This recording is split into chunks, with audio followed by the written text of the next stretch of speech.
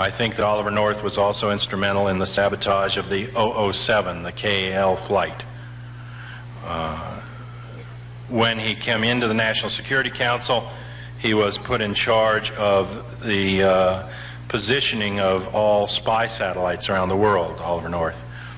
The Soviets at that point were running a very important ICBM test, and we were testing two things. How did stealth technology work? Technology work from the shuttle.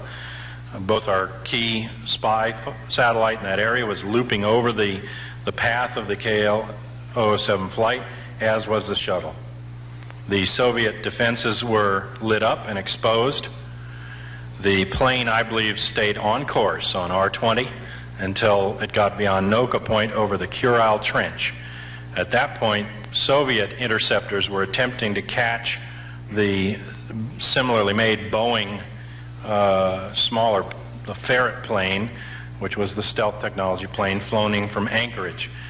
That plane does regular figure-8 loops from Anchorage out near the R-20 line. They brought it up simultaneous with the commercial flight, melded the radar signals, and then it took off as a stealth plane into the Soviet airspace. At some points it made enough radar noise, or intentionally or not, to bring up Soviet interceptors. The first time they came up, they couldn't find it. Well, when you have modern radar technology on the ground on the plane, you can find a bogey. You can find something that's up there. So this was blocking them.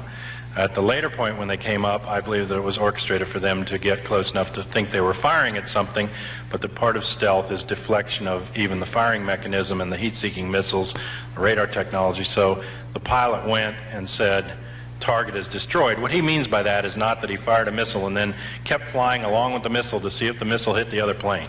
Once you let that missile go, you veer off, both because you can get return fire and because you don't want to be in part of the explosion. And so they backed off at that point, but when CIA and Defense Intelligence listeners in Japan heard the Soviet pilot say the target is destroyed, they simultaneously detonated a bomb on board KL-007, blew it up over the Kurile Trench, one of the deepest areas of the ocean there, and the plane remains were never found. This had multiple purposes. It allowed the evil empire myth to renew the Cold War status at a point when we were reaching détente. It backed up the Kirkpatrick Doctrine in the United Nations. North and Gene Kirkpatrick worked together on doctoring the phony pilot tapes that would be played for the public in the United Nations. It put a stop to a 30% Pentagon funding cut that month. It promoted Star Wars and stealth. It allowed the Pentagon to keep experimenting with nerve gas and doing nuclear testing, which were about to be interfered with, and continued the Cold War. At Boeing, which created both these planes, Scoop Jackson was on the board, and the day of the 007 flight, he dropped dead. Mr. Secord had used these KAL planes to deliver the Contra arms. The specific pilot in this KAL plane was a Korean CIA pilot for the president of Korea and for Bo Hee Pak, the head of the intelligence agencies there.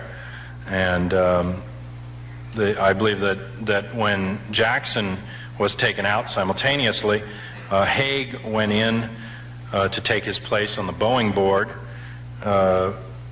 Henry Kissinger took his place on the Foreign Intelligence Advisory Board, the Central American section.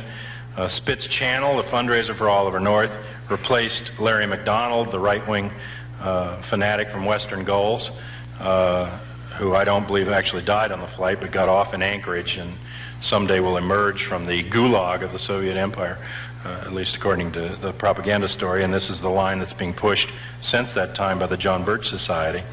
But McDonald had to go deep cover because Meese was replacing William French Smith in the Justice Department at that point, and French left to help cover up the whole California Watergate West scandal that might have threatened Nixon going back into office.